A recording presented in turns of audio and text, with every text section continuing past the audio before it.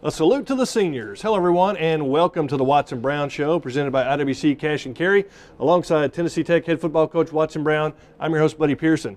Well, the Tennessee Tech Golden Eagles play their final home game of the 2012 campaign on Saturday at Tucker Stadium, and it will also be the last home game for 18 Golden Eagles seniors. And, Coach, I know that it's always an emotional time when you have to see those seniors suit up one last time on their home field. Buddy, there's some great names in this group. Trey Lamb, Adam Urbano, Tommy McBrides, Caleb Mitchell, Matt Moran. So many guys that have been special players at Tennessee Tech, and we just feel so bad for these seniors this year that they've got to go out like this. But you go back and look at what this group has done, buddy. They tied for a state championship, won a state championship in the York Trophy, won an OVC championship for the first time in 36 years, went to the playoffs for the first time ever. This group has been a part of a lot of special things here, and we'd love to get one for them on the way out. But even if we don't, just to honor them one last time for their careers. And I'd like to think the next 4 years the senior class could have the same things this one did.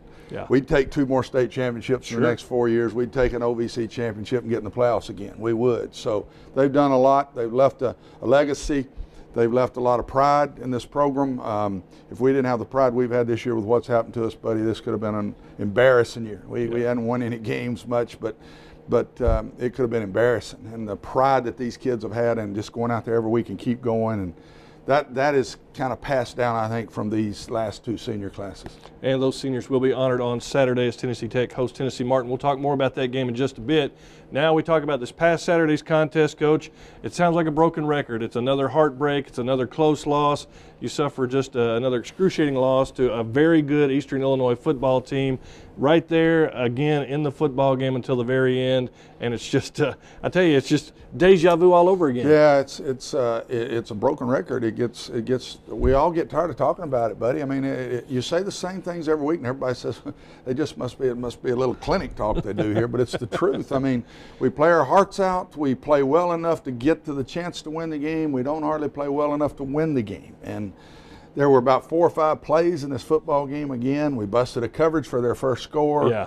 Just a flat busted coverage where we didn't get a safety back that's supposed to be back, and a safety went up when he probably shouldn't have. And that was a big play. The 2 turnovers going in, we're down 7. Both of those 2 turnovers. We're going in to tie the game. One late third quarter, one middle fourth quarter. Just little plays here and there that you'd like to have back. Their last score, we've sacked them. Right. And lose the sack, and he scrambles out of it and throws a ball in the end zone for a score, and they're going to kick a field goal right there. And so we're going to be down just 10 instead of 14 at that point. I mean, it just little plays that we're just not finishing the game to win. TSU the week before, Eastern Kentucky the week before that. It's just one week and we have played 3 straight one-loss teams in the league and playing the 4th one again this week. So it's like a broken record. We line up and lose a close game, get ready to play another tough one again the next week, and that's just what this last part of this season has been like. Well, the Golden Eagles came out looking tough in the very first quarter as we check out the first half highlights presented by TTUsports.com. The Golden Eagles celebrating homecoming at Tucker Stadium. We had the parade. There was a great crowd on hand. The Golden Eagles come out fired up. And, Coach, I thought your team came out ready to play this football game. I thought, buddy, this might have been the hardest top to bottom, start of the game, finish the game that we played all year long. I thought Eastern Illinois has got our best shot. I can tell you that now. We didn't play as well, but they got all the effort and toughness and attitude that we had to give them in the ball game. Tennessee Tech goes forward on 4th and goal. Doug Page with a 1-yard run. Come right back. EIU goes forward on 4th and 5. TTU holds them there. Next drive, TTU field goal, gets a field goal, puts the Golden Eagles up 10-0. Playing really good right here. Here's a 4th and short that we stop them, that they didn't kick field goal and went for it on 4th down. Buddy, I really feel like our defense has gotten a little better here week to week in the last 3 or 4 weeks. Our offense, maybe not, because we've changed so much in our offense, and there's so many different players playing now. Here's the busted coverage that we just talked about, and our 2 safeties weren't coordinated together, and when that happens, you're going to have and just so happens they got a player running right down where the busted coverage was, and just nothing you can do. Great crowd. The other thing I'd like to say, buddy, We hadn't won any games. These people have stuck with us. Yeah. They've been positive during the games. They've Well, yelled it's been and exciting screamed and football, chilled Coach. and- It's not like you're getting blown out. I mean, these are exciting football games. We're playing good games, but I'm really proud of our fans, and I think they understand what these kids are going through. And I'm telling you that this is going to be good for latter down the years. It's really going to help us. It's not doing us any good right now. Tommy McBride comes in, gets the sack on Jimmy Garoppolo, and the Golden Eagles go to the locker room, Coach. You're up 10-7. Your defense has played well. They've only scored one touchdown because of the one mistake in the secondary, but yet you go to the locker room, you're up 10-7. Whoever would have thought that you would have held Eastern Illinois, the top scoring offense in the league, to 7 points in the first half? You got to be feeling good at halftime. We felt very good. We've had with solid defense and kept the ball for 48 plays. Wow. We'd had it 51 and 56 in the last two games for the whole game. And we had it 48 plays at the half, so we kept the ball away from them. We couldn't have asked for a better first half. And if we just don't bust the coverage, it might have been 10-0. I mean, we're really doing a good job and felt good when we went in at halftime. Well, the Golden Eagles hung with the Panthers until EIU rallied late in the second half. Let's check out those second half highlights brought to you by Miller Lite. In the second half, EIU comes right down the field, Coach. They march down and they score on the very first series to go up 14-10. Well, and here's the play that we talked about a minute ago where we got him sacked and missed the tackle, lose contain as we missed the tackle. You can see our end run way inside. Got him right Malcolm there. misses the tackle right there, and they scramble around and find a guy in the back of the end zone. So just not a good execution piece by us, but a nice drive by them, and they take the lead at that point. We come right back. We come right back down the field and get the lead right back. Nice long drive offensively and throw a nice crossing route to Derrick Rogers there, and Derrick was really did a good job of the route. And I thought Darian's throw here is right between two white shirts and just right on the money. It's not as open as that thing looks right there. So it was a pretty play. So the Golden Eagles are tied with the Panthers at 17-17, but EIU so explosive on offense, they come right back. They caught us in one-on-one, and our true freshman corner, Demario Donnell, is in giving us a break with one of our other corners, and he gets beat. He's going to be a really good player. We gained 7 yards on first down here, buddy, and hold. Yeah. And get a holding call. We've got 1st and 20, and we have a missed assignment. If they show this from the end zone, nope, they didn't do it. And I think Darian couldn't see because there was a guy in his face, and threw a ball right to one of their guys, his worst throw of the game. And they drive down the field and score. We go right back down the field again here. It put them up 14 when we go 80 yards and get it back to 7, try to get an onside kick, and need one stop, and we might get about 45 seconds to go. If we did, here's the onside kick. Bounces up nice and high. We're just not there to catch it. Yeah. And Laura jumped up there, great receiver, leaped up and got it. They didn't have to hit a knee. They had to make one first down, and they did. And that was disappointing to me that we didn't get that stop and get 45 seconds maybe to try a couple of deep throws and see if you could win the game. So that was a little disappointing to end for me. But a hard-fought game. I wouldn't just say perfectly played, but a hard-fought game, and they're really good. They're a really good team. I think the two last ones we play are the two best. I think it's Martin and EIU are the two best teams, and I wouldn't doubt that when it's all said and done, those are the two that go to the playoffs for us. Sophomore quarterback Darian Stone, a big day, 22 of 43 passing, 153 yards and a touchdown. He also rushed for 119 yards. Doug Page, 2 touchdowns on the ground. A lot of young players touching the ball, buddy, and it's exciting times in that way, very difficult times in the one-loss way. It's just hard to take, and we keep fighting, and it hurts us all. We coaches die, the players die. This is not easy to take it all, what we're going through, and especially when you had such high hopes when it started. If we'd all said, well, this is going to be a rebuilding year when this season started, I think you could handle it. We didn't think that at all. And it's easy to say. I think we would have been there if we hadn't had all this. I think we would have been in this hunt. I'm not saying we'd have won the league, but I think we would have been in the hunt for the championship here late down the stretch. Speaking of the championship, there were some interesting results around the league as we check out the OVC scoreboard brought to you by the OVC Digital Network. Taking a look, it was Austin P snapping a losing streak and defeating Culver Stockton 56-0. Elsewhere around the league, Eastern Kentucky get back on the winning track. They knock off Southeast Missouri. In other games, it was UT Martin beating Jacksonville State. Jacksonville State goes for 2, Coach. They don't get it. Big win for UT Martin. Big win. Martin's won a lot of close games, and now here they're coming to town all excited, and they're playing well. Their quarterback is Derek Carr, and he's just been a fantastic player in his whole career. Yeah. And he's hotter than a firecracker right now. I mean, he's 400 yards, 7 touchdowns. 7 touchdowns. Wow. That's his second time to throw 7 touchdowns in one game. I mean, they're really on fire offensively right now and play good defense too. That doesn't show in this game. Jacksonville State got a lot of points, but you look at the other games prior to this, have been playing really good defense. And Murray State, they knock off Tennessee State. They hand TSU their second OVC loss of the season, pretty much putting Tennessee State pretty much almost out of the running there. Murray State with 3 losses. As we check out the OVC scoreboard, there you see UT Martin come to town this week, 7-2 overall, 5-1 in the conference. Eastern Illinois also with 1 loss. Eastern Kentucky, TSU there with 2 losses apiece. You know that they're hoping for something so they can get in a 4-way or a 3-way tie. If you look at those top 4 teams, that's been our last 4 games. Yeah. That's who we've played in the last 4 games, are those top 4 teams. And the 3 we've played so far, we could have won all 3 of them. Coulda. I didn't say shoulda. I said coulda won all 3 of them. And those top 4 teams have a combined 28-10 record. Yeah, they're really good. Yeah. This league this year is the best I've seen it in my time here at Tennessee Tech. Well, stick around. We have more Watson Brown Show coming up. We're going to be talking about this week's upcoming game against UT Martin, plus a tribute to the seniors. Stay with us. You won't want to miss it. Welcome back to the Watson Brown Show, presented by IWC Cash and Carry. Well, it's time now for our Golden Eagle Player Profile, which is brought to you by the T2 Athletics Association. This week, we visit with Cody Matthews.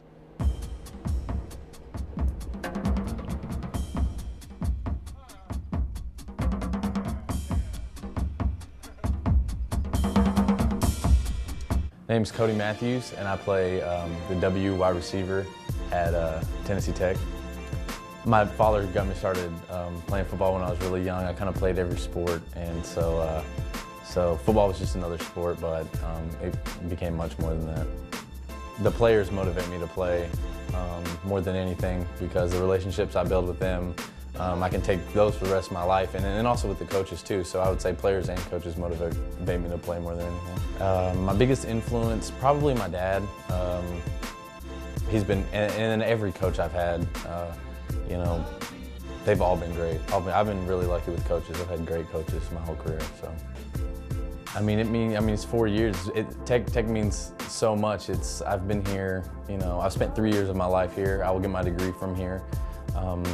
So anytime you spend that much time at a place, you're gonna, you know, it's gonna mean a lot to you. So, you know, I can't really say anything except for the fact that it means a lot to me. I've improved blocking the most, so that's been my biggest focal point this season. You know, I'm always working on routes and working on individual things like that, but I think blocking is the thing that I hold most important to try and work on, because I think I have the most room for improvement to work on it in that area. Great coach. You know, I always say this, whatever coach that I'm under at the time, I feel like they're my favorite coach, best coach I've ever had. And I truly mean that with Coach Brown. He takes everyone like they're his family, and he really brings us together. He talks well, he means well, he's great to play for. He yells at you and he screams at you and he gets on you when he needs to, and then he's also your friend, and he'll pat you on the back, and he'll say encouraging words and things like that to get you going. So he's a wonderful coach. I'm Cody Matthews. Yelling and screaming, Coach? What? Really? Everybody says I'm this nice guy, right? I used to love that when I was younger. I'd get out and my coaches would say, or they'd hear, boy, he's too nice a guy. Yeah. I mean, how can he be a coach? And they go, do you know the guy that I know?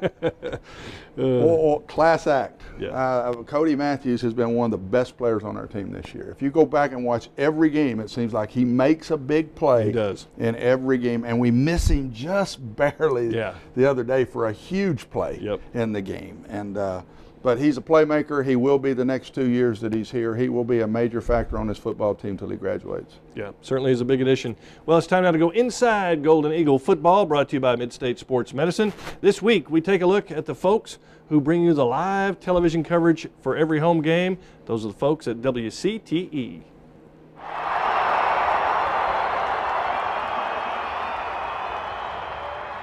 We use 4 cameras here, 2 on the side near the end zones, 1 high, that's the main, and then 1 on the sidelines.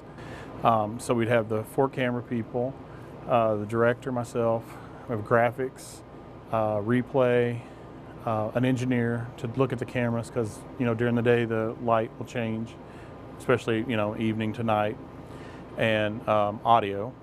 And then we have a couple of other people who just pull cable, different things like that, help us set up, stuff like that. So, you know, it's probably 10 to 12 people. Well, the benefit to our station being here in the stadium is that in the past it's been all pre-wired. So basically we just pull a truck in here and plug in. Now with all the new high definition stuff, we haven't got around to rewiring it yet, so we're still running cable and everything, but it's a lot easier. We're familiar with everything. We know where everything is, so it's not like we're, you know, driving up to, you know, Vanderbilt Stadium or something and have to start from scratch. We've pretty much got the infrastructure already ready, so its setup is a lot easier than it would be if we had to go somewhere and set up. Generally, for a crew call, it's 6 hours before the game starts. So if it's say a 7 p.m. game, you know, we usually try to get here noon, 1 o'clock. Get everything set up and going in case you have trouble. You know, if you've been doing it a long time and familiar with equipment, you shouldn't have a lot of trouble. I mean, you get the occasional, you know, bad cable or something like that, but just to get ready for the game, you know, you put in all the graphics, which are the names of the players, all the players, you know, do a little opening package, get all of our spots in, you know, for breaks and things like that if we have underwriters that sponsor the game, stuff like that. So, you know, it's a full day of activities. Well, I tell you what, I know Rick Wells, I know those folks over there at WCTE, and they just do a super job. You see a very high-quality broadcast for every Tennessee Tech home football game. I think it's one of the hidden great things in Cookeville, Tennessee, to have WCTE here in this town. So many things come off of it. You've done shows that I've listened to people talk about, and the games they do, all the things they do. I just think it's a great addition to this community, buddy, and I hope we keep it here a long time. Yeah, it certainly is. It's one of those beneficial things, and you know, you hope you just don't take it for granted because I think we do a little bit sometimes. Yeah, I do. I think we do take it for granted sometimes, and I just think take it away and we'd all miss it a lot. Yeah. Well, it's time now to check out TTU Athletics in the Community, brought to you this week by Pepsi. This week we go to Jerry Whitson, where some Tennessee Tech student athletes are going to teach them a little golf. Let's check it out.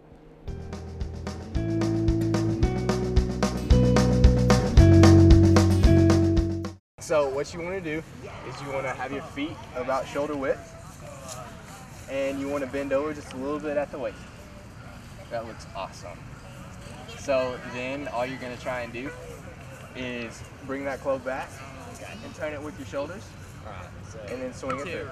Left hand on top, your right hand on the You gotta be careful. Straight back. Step back a little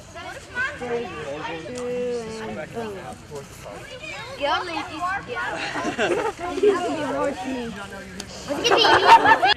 Well, I just wanted to get involved with the youth here in Cookeville. I heard about this opportunity and got a hold of Dr. Anderson. She was very kind and gracious to give us a chance to come out here with some of the guys, and looks like they're having a really good time showing these young kids about the game of golf, and it's good to see the smile on their faces. That's what it's all about. Let's see, I think about probably 4 or 5 have played. I think they've all heard of the game, but only about 4 or 5 have played. So it's fun to see how my kids are interacting with them and showing them how it works. We've had the golf team come out from Tennessee Tech, and they are doing a little clinic with them. showing them how to take the irons and to hit them, and getting a lot of much-needed practice is what it looks like. This is a national school program. In Putnam County, we have a LEAPS program that's provided by 21st Century, and gives our kids an opportunity to do a lot of after-school curricular type things that otherwise they wouldn't have access to. And what do you think this means for your kids today? I mean, you can look; they're having a blast. They always have fun when they're in after school. Gives them a chance to hang out with their friends, and at the same time, do a couple things where they're learning and not have necessarily other opportunity to do so. Boy, I wish I would have known when they were taping that segment. I could have went over there and got some tips. You don't need any. I've played with you, big boy. You know, that is the sport you need to learn at a young age. Would you agree with that? I would agree with that. That is the hardest sport to play if you pick up college later on and trying to get those lessons. That's what I did. I didn't start playing golf till I was in college and never really was taught, just kind of did it myself, and that's kind of the way I play. I mean, that's a great learning experience for those young kids, just to get a club in their hand for the first time ever. Yeah, and it's neat that Tennessee Tech student athletes will go over there and do that, and we've seen that all season long about all the student athletes who do that. It's all really year neat. long, and all the sports, and again, a taken for granted thing. Our kids are out in the communities, and having Tennessee Tech in this community is just such a big piece. You be in these small towns like that, and you don't have the college like this. It takes the community up another level to me, buddy, in so many different ways, not just athletically, but in so many ways. So. Well, it's time now to take a break. Stay with us. We got more Watson Brown Show coming up. Don't go away. Welcome back to the Watson Brown Show, presented by IWC Cash and Carry. Well, if you have a question for Coach Brown, you can tweet it at TTU Golden Eagles. And we do have some questions for you, Coach, as we move into our Twitter questions segment. Question number one, what happened to Tremaine Hudson? Thought he was back, and I guess he was for a little while. You know, the poor kid, he hurts a ankle first, and then he comes back from that. Hurts a knee second, missed the last 5 weeks. Broke his hand in 2 places Saturday on his second play of the game. Really? He got hurt the first play of the game at Murray and didn't come back till this last game. And on the second play of this game, he breaks his hand and will be operated on in Nashville next week. And I just feel so sorry for Tremaine. It's one thing to get hurt, it's another to get hurt in your senior year when you know you got nothing left. Yeah. That's hard on these kids. And you know, and that's not just for him. I mean, we've seen other players that's happened to, and your heart goes out to them because, like you said, that's how their career's gonna end. I think of these 18 seniors, 6 or 7 of them will walk out there with their parents not in a uniform. Saturday. So that's really hard on them. Another question, how do you evaluate Darian Stone's decision-making against EIU? Did he throw to the right guys? Was he making the right reads? You know, he was just making his second start. After 43 throws, probably 5 times he went to the wrong place. He threw the one real bad interception that was thrown to the wrong side of the field. He was looking, if he'd have looked to the strong side instead of into the boundary, he had a guy wide open over there. But he did have a guy right in his face on that play. I think he's doing well. He's not ready to be the man just yet, but this is great for him to get these last few games here before he jumps into spring ball and takes on these other quarterbacks to see if he can be the next guy. Coach, you had a couple of nice fourth down stands. Who were some of the players that stood out on some of those big defensive stops? Tredarius Goff was the big one. Tredarius Goff, in my opinion, is an all-OVC linebacker. I don't think he'll make it because we have a poor team this year, a poor record. I don't like to say it's a poor team because I don't think it is. But I think he was big. He whipped the tight end, a fullback, and made the tackle on that play and whipped 2 guys. I think Will Johnson got some penetration on the play that bounced the ball just slightly to where Trey Goff could make the play. Another question here, Coach. Will anybody ever kick deep to Ladarius Van Leer again? Seems like they're afraid of him, and probably justifiably so. It stopped about mid-season. You've watched us every game. You go with us every week, and you cover us. And no, they're not going to kick it to him. Somebody we play next year that doesn't know him may, but the league is, I don't know if he'll ever get a free, just straight one right at him again in the rest of his career. But you started getting him more involved on offense, so he is touching the football more. Well, he's had to. We lose Tremaine Hudson and Adam Urbano on back-to-back plays in the first quarter, and he's going into the game as the third string A-back. Yeah. And he ends up playing 3 quarters as the starter, so it's necessity, but he's making some plays too. I mean, we're throwing him those little bubbles out there, and he's dodging some people, and we're trying to get him. He's going to be a great player here. He will play a lot of offense in his time too. Well, this week the Golden Eagles wrap up the home portion of the 2012 season by hosting Tennessee Martin right here at Tucker Stadium, the last home game. There'll be a tribute to the 18 Golden Eagles seniors who have donned the purple and gold and played so well. And Coach, in-state matchup. It's a great rivalry with Tennessee Martin. You know, I think you can say they don't really like us, we don't like them. It's just one of those games where, you know, this will be a good final home game. It is. We're 3-2 against these guys since I've been here, and nobody has won the home game yet. Really? The 5 games of the wins, we've won 3, they've won 2. Every road team has won this game, so we would love to break that string this year. We won in Martin last year. Yeah, I was just going to say that was you know who was that guy? A nice string of wins that you had on the road last year, and I thought this was one of the best ones at Tennessee Martin. Just a hard-hitting, gutsy performance. Some big calls. Tim Benford, he didn't catch a lot of passes, but boy, the pass interference calls really helped the Golden Eagle offense because of the things he could do. Yes, Tim was even more so than Derrick, because Derrick has had to try to learn this offense. He's been injured part of the year too and hadn't practiced a lot. But Tim was such a factor in last season's team that everybody had to put so many people over there, and I thought it really helped us. Corey Watson made the big play in this game, if you remember. I don't know if it'll be on here, but Zach Ziegler caught 2 touchdown passes in the game. We'll have Zach back next year after losing him early in the year. Here's Trey Lamb again hitting Charlie Stevens. The secret weapon, Charlie Stevens. Big Charlie, our 240-pound H-back that just made a lot of plays for us. And how many times have we seen Trey Lamb do this in his career? Yep. Just float around, finds Tim Benford for a big first down. I think that was 3rd down.